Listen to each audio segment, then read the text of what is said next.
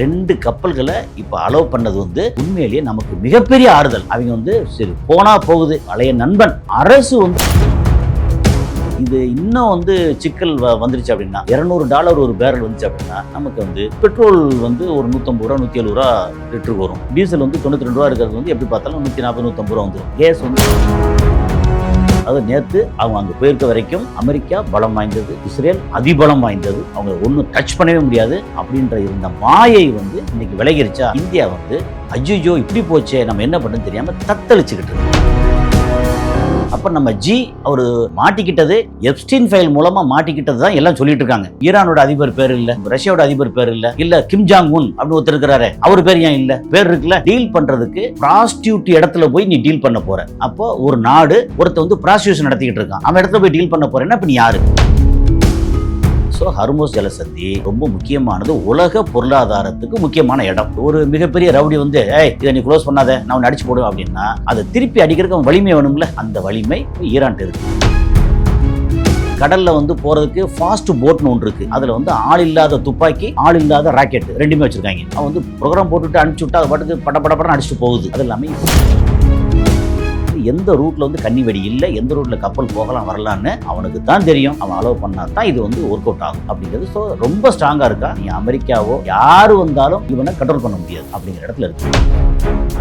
இதோட நீ வந்து இந்த இடத்தை காலி பண்ணிட்டு ஓடிப்போய், இதுக்கப்புறம் வந்து உன்னோட அச்சுறுத்தல் இங்க இருக்கவே கூடாது அப்படின்னு இந்த ஃபைனல் இதுதான். இதுக்கப்புறம் வந்து நீ வரவே கூடாது, இங்க வந்த ஒரு கெஸ்டாவா, ஆனா ஆயுதத்தை வச்சுக்கிட்ட நான் தான் பெரிய பிஸ்தான்னு சொல்லிட்டு வராதீங்க, வந்து அடிப்பேன் அப்படிங்கிற இடத்துல இப்ப நிக்கிறாங்க.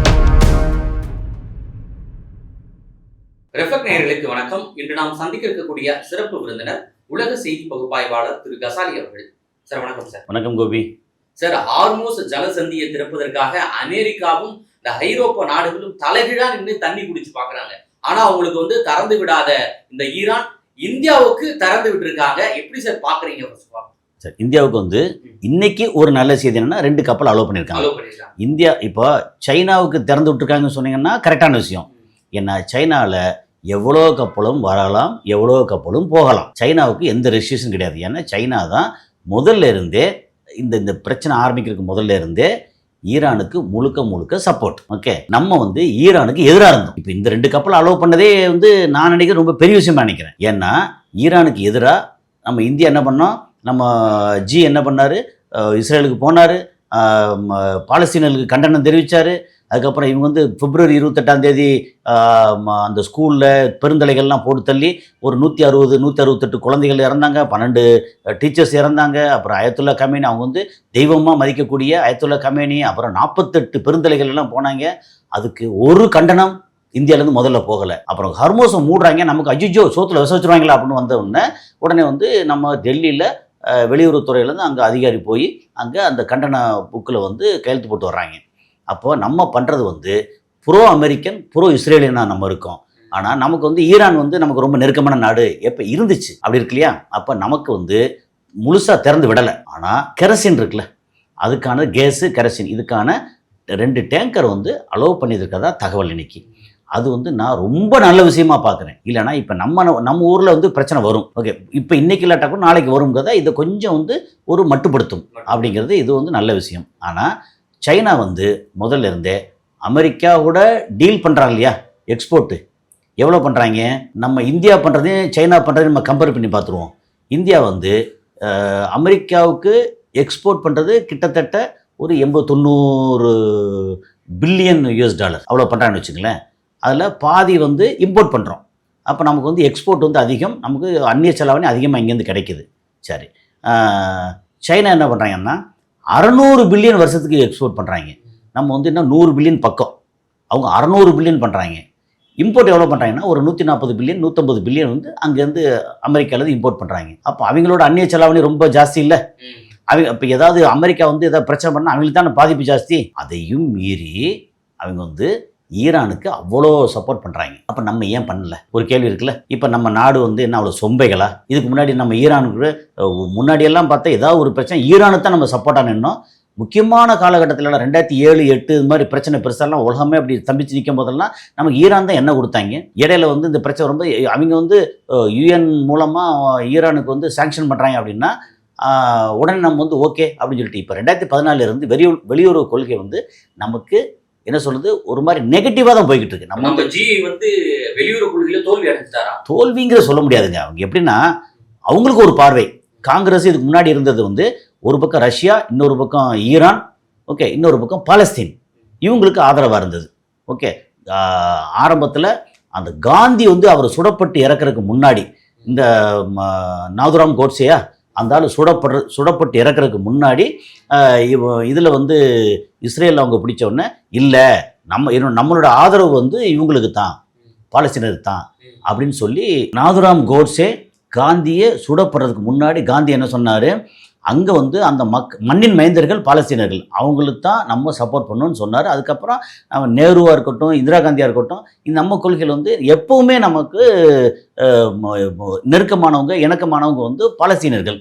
அதுக்கப்புறம் இவர் பாலஸ்தீனத்தில் பெரிய அளவுக்கு பேச்சுவார்த்தை இதெல்லாம் வந்து நடக்கும்போது நம்ம பாலஸ்தீனம் முக்கியமாக எல்லாம் பண்ணிட்டு இருந்தோம். ஒரு பக்கம் ப்ரோ ரஷ்யா ரஷ்யா நமக்கு வந்து அவ்வளோ நெருக்கமாக எல்லாம் இருந்தாங்க.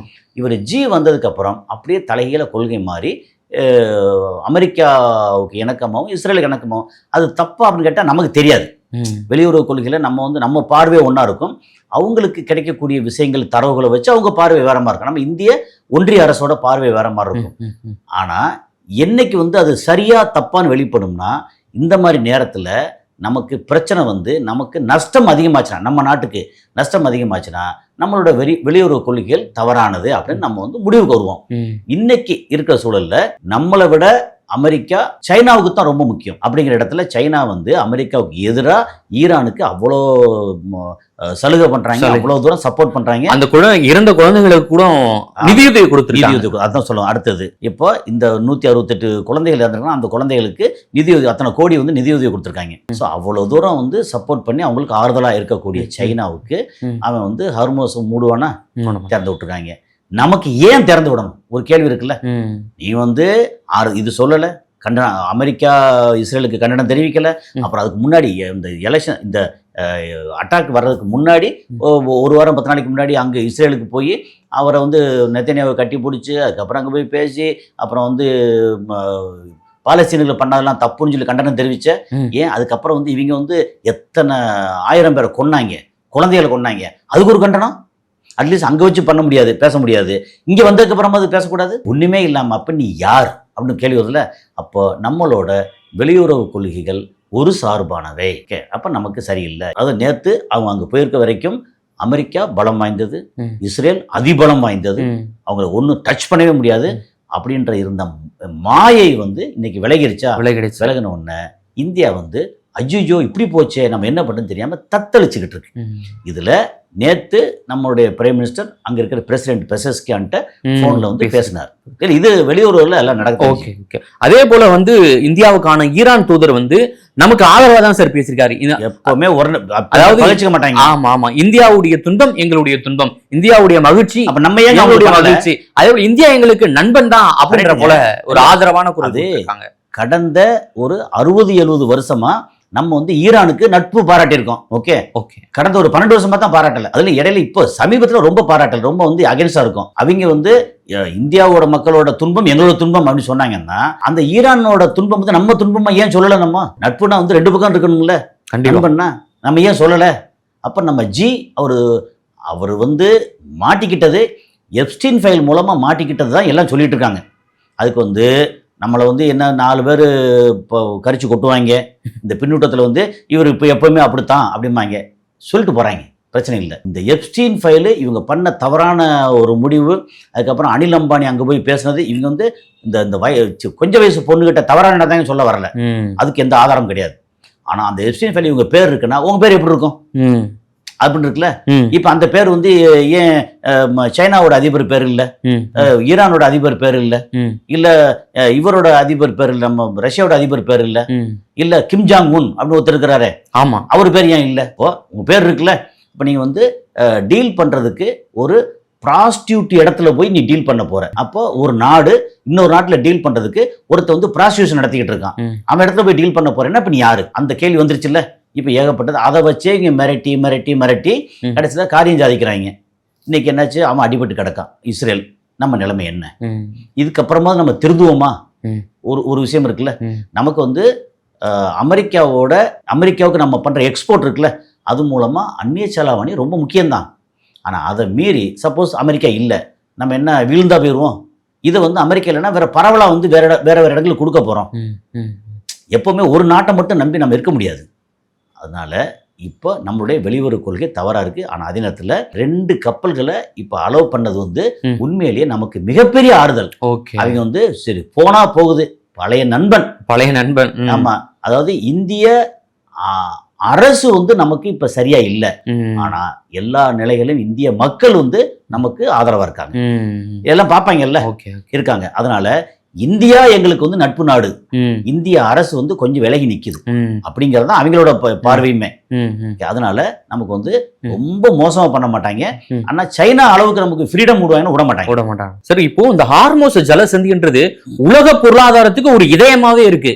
அது எப்படி சார் அந்த அளவுக்கு அவங்க கட்டுப்பாட்டுல வச்சிருக்காங்கன்னா, அவங்க என்ன மாதிரியான ஆயுதங்கள்லாம் அவங்க பயன்படுத்துறாங்க? ஏன்னா அங்க வந்து என்னென்னமோ ட்ரோன்ஸ், ஆளில்லா ட்ரோன்ஸ், கன்னிவெடி, கடலுக்கு கன்னிவெடி அப்படி எல்லாம் பயன்படுத்துறதா செய்திகள் வெளியா இருக்கு. நம்ம இதை வந்து நம்மளுடைய இந்த நேர்களுக்கு புரிதலுக்காக சொல்லிடுவோம். ம். அந்த ஹார்மோஸ் ஜலசந்தியில் ஒரு 33 கிலோமீட்டரில் ஒரு பாதி வந்து இவங்களுக்கான சொந்தமானது. அது வழியாக தான் கப்பல் போகுது. அது வந்து ஈரானுக்கு சொந்தமானது கப்பல் போகிற இடம். ஸோ அந்த அவங்க சொந்தமான இடத்துல அவங்க அலோவ் பண்ண தானே போக முடியும். ஆனால் அந்த இடம் வந்து கிட்டத்தட்ட ஒரு 2 கோடி பேரல் எவ்ரிடே அங்கேருந்து வர வேண்டியது, வெளியே வர வேண்டியது.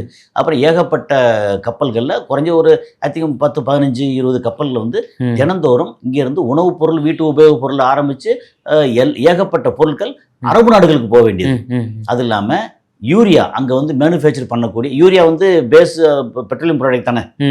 ஓகே, குரூடாயிலேருந்து வர்றதான பெட்ரோலியம் ப்ராடக்ட் தான் யூரியா. ஸோ அந்த யூரியா அங்கே மேனுஃபேக்சர் பண்ணி உலகத்தின் 30% யூரியா வந்து அந்த ரூட்டில் வெளியே வருது.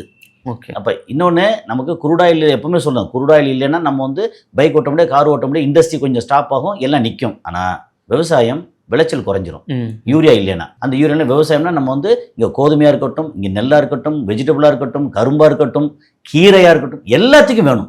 நம்ம இப்போ வந்து திரும்ப நம்ம இயற்கை விவசாயத்துக்கு போகிறோம், தற்சார்பு, நாங்கள் வந்து மாட்டு கரைசலை பண்ண போகிறோம், இது வந்து மாட்டு சாணத்தை போட போகிறோம், அதெல்லாம் வேலைக்கு ஆகாது.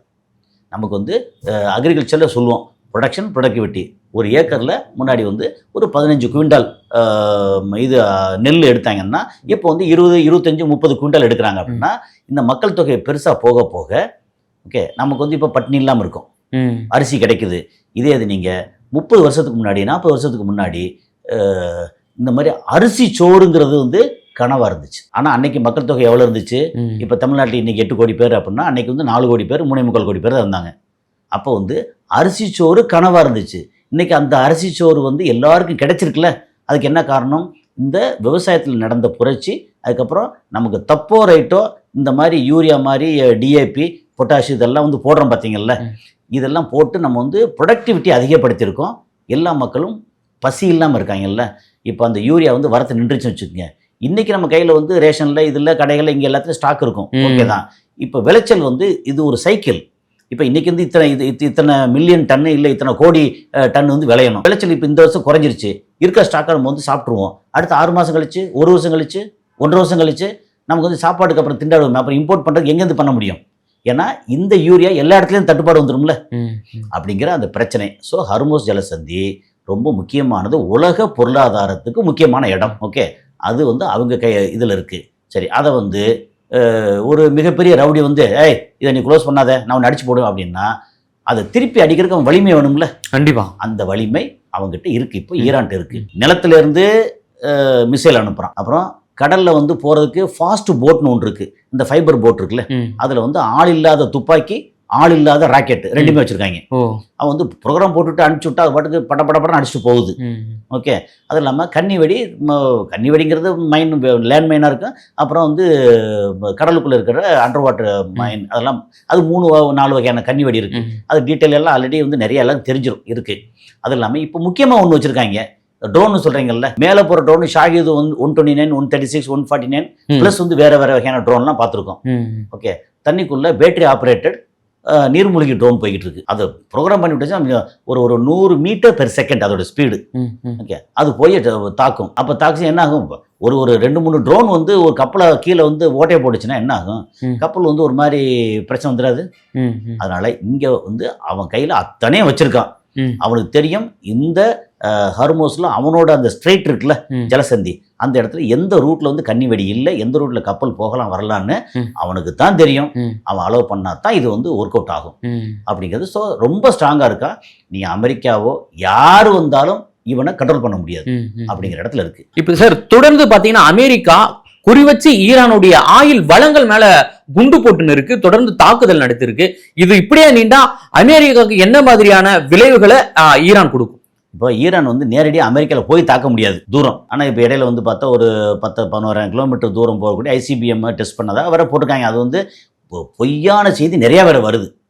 முன்னாடியே வேற போட்டிருந்தாங்க ஐசிபிஎம் வந்து குரம் சாகர் 5 வந்து பண்ணியிருந்தாங்கன்னு. அதெல்லாம் தெரியல ஆக்சுவலா. ஆனால் அமெரிக்காவோட பொருளாதாரம் இருக்குல்ல, அது அமெரிக்கா உள்நாட்டு உற்பத்தி பொருளாதாரத்தை மட்டும் சார்ந்து இல்லை. அவங்க வந்து உலகத்தில் இருக்கிற மொத்த வணிகம் இருக்கு இல்லையா, அதுல ஆயில் வணிகம், பெட்ரோ டாலர், அதுதான் மெயின் அவனுக்கு. அது போக ஒவ்வொரு இடத்துலையும் வந்து சண்டை போட வச்சு ஆயுதத்தை சோதனை பண்ணி அது வந்து இப்போ இஸ்ரேல் அண்டு காசால இந்த இதெல்லாம் நாங்கள் வந்து போட்டோம், இவங்க இத்தனை பேர் செத்தாங்க அப்படின்னு எல்லாத்தையும் இந்த டேட்டாஸ் எடுத்து வச்சுட்டு எங்களோட இந்த ஒரு மிசைல் வந்து இவ்வளோ பேர் கொல்லுது அப்படின்னு டேட்டா, இதுக்கு வந்து சோதனைக்கு இந்த இடங்கள் எல்லாம் பண்ணி சோதனை பண்ணி எல்லாத்தையும் வெளியில விற்கணும். அப்போ F-35 ஃபைட்டர் ஜெட்டு இது இத்தனை பில்லியன் அதெல்லாம் விற்கணும் அப்படின்னா ஆயுத விற்பனை. ஓகே, அதுக்கப்புறம் வந்து இந்த மாதிரி சிஸ்டம் பேஸ்டு இருக்கு இல்லையா, நாலேஜ் பேஸ்ட், அந்த இதுக்கான தரவு. உதாரணத்துக்கு நம்ம வந்து இப்போ பேசுகிற யூடியூபாக இருக்கட்டும், ஃபேஸ்புக்காக இருக்கட்டும், இன்ஸ்டாகிராம், மெஜாரிட்டி எல்லாம் அங்கே தான் இருக்கு. இந்த பேஸ்ட்டு இது எல்லாத்துக்குமே வந்து காசு தான். ஓகே, அந்த மாதிரி அவங்களோடது வந்து அடுத்த நாட்டில் பெட்ரோ டாலர், அதுக்கப்புறம் ஆயுத விற்பனை, அப்புறம் நாலேஜ் பேஸ்ட், இதெல்லாம் அவங்களோட இது. இதெல்லாம் இங்கே முடிஞ்சு போச்சுன்னா என்ன நடக்கும் கிட்டத்தட்ட. அதனால என்ன பண்ண இதை வந்து கண்ட்ரோல் பண்ணுறதுக்கு எல்லா வேலையும் பார்க்குறாங்க. அப்புறம் ஆயில் வளத்தை வந்து இங்கே ஈரானோட ஆயில் வந்து ஆயில் இடத்த அடிக்கிறாங்க அப்படின்னா அது வந்து சைனாவுக்கு பாதிப்பு. ஏன்னா இங்கே சைனாவுக்கு நிறைய போய்கிட்டு இருக்கு, சைனாவுக்கு பாதிப்பு. அப்போ சைனா பாதிப்புனா என்ன, அவன் வந்து திரும்பி வேறு எதுக்காக வருவான். அப்புறம் இந்த ரீஜனில் இருக்கக்கூடிய மற்ற எல்லா பெட்ரோலியம் கம்பெனி இது எல்லாத்தையும் போட்டு அடித்தாங்கன்னா உலகத்தில் இப்போ வந்து $114-115 பெர் பேரலாக இருந்து இப்போ $100 வந்திருக்கு. திரும்ப வந்து 150, 170, 200 போகும். போச்சு நம்மளால் வாங்க முடியாது. குக்கிங் கேஸில் வந்து இன்னைக்கு 928 ரூபா போட்டு அப்புறம் வந்து பிளாக்ல வந்து 1500 வரைக்கும் விற்கிது. வீட்டுக்கு உபயோகப்படுற சமையல் இது.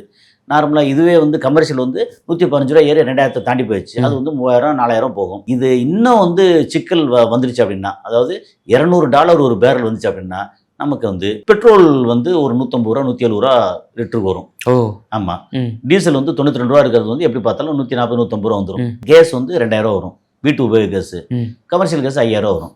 அவைலபிலிட்டி பிரச்சனை. அடுத்த கட்டமா இந்த சோதனைகள் நம்ம இந்தியா சந்திக்கும். அது இந்தியா மட்டும் இல்லை, உலகமே சந்திக்கும். இந்தியா வந்து கன்சம்ஷன்ல வந்து பெரிய consumption. I think number 1 China, number 2 America, number 3 India. இந்த கன்சம்ஷன்ல அவைலபிலிட்டியில் பார்த்தீங்கன்னா நம்பர் 1 அமெரிக்காவில் பெட்ரோலியம் இருக்கு, number 2 Russia, number 3 Saudi Arabia. அப்புறம் அதுக்கு அடுத்த மற்ற எல்லாமே ஈரானா இருக்கட்டும், வெனிசுலாவாக இருக்கட்டும், அங்கிட்ட மற்ற எல்லாமே அதுக்கப்புறம் தான். அதனால இப்போ நமக்கு வந்து பெரிய பாதிப்பு தான். நமக்கு உள்நாட்டு உற்பத்தி ரொம்ப கம்மி. 85% வந்து வெளியிலேருந்து தான் வாங்குறோம். அது மாதிரி நேச்சுரல் கேஸ் வந்து கத்தார்லேருந்து நிறையா வாங்குறோம். ஆமாம், இதனால இந்த மாதிரி சூழலில் வந்து போர் சீக்கிரம் நிற்கணும். ஆனால் இவங்க வந்து இறங்குற மாதிரி தெரியல. ஏன்னா இப்போ திரும்ப ஓகே சமாதானம், அடிச்சிட்டேன் நீ அடிச்சிட்ட, ஓகே சமாதானம் அப்படின்னு போக ஈரான் தயாராக இல்லை. இதோட நீ வந்து இந்த இடத்த காலி பண்ணிட்டு ஓடி போயிரு. இதுக்கப்புறம் வந்து உன்னோட அச்சுறுத்தல் இங்கே இருக்கவே கூடாது அப்படின்னு இந்த ஃபைனல் இதுதான். இதுக்கப்புறம் வந்து நீ வரவே கூடாது இங்கே. நீ வந்த ஒரு கெஸ்டாவா, ஓகே, ஒரு டூரிஸ்டாவா, ஒரு இன்வெஸ்டராவா, ஆனா ஆயுதத்தை வச்சுக்கிட்ட நான் தான் பெரிய பிஸ்தான்னு சொல்லிட்டு வராதீங்க, வந்து அடிப்பேன் அப்படிங்கிற இடத்துல இப்ப நிக்கிறாங்க. இது அவ்வளவு சீக்கிரம் ஓயாது. ஆனா திரும்ப அடிப்பாங்க. திரும்ப அப்புறம் அதுக்கு பதிலடி கொடுக்குறேன்னு சொல்லி UAE, கத்தாரு, சவுதி அரேபியா, அப்புறம் ஜோர்டான், அப்புறம் இஸ்ரேல் எல்லாத்தையும் திரும்ப அடிப்பாங்க. ஸோ இந்த மாதிரி ஒரு சூழல் வரும். இந்த சூழல் வந்து எப்படி முடிய போகுதுன்னு தெரியல. ஏதாவது ஒரு தீவிரமான ஒரு மோசமான ஒரு ஸ்டெப்ஸ் எடுத்துருவாங்களோன்னு ஒரு பயமா வருது. ஏன்னா மொத்த ஈரான் வந்து அழிச்சு க்ளோஸ் பண்ணிடுவோம் அப்படின்னு வேற ஏதாவது பிளான் பண்றாங்களா அப்படின்றது பயமா இருக்கு. ஓகே, மிக்க நன்றி சார். நேரில் வந்து பல்வேறு தகவலை எங்களுடன் பகிர்ந்தமைக்கு.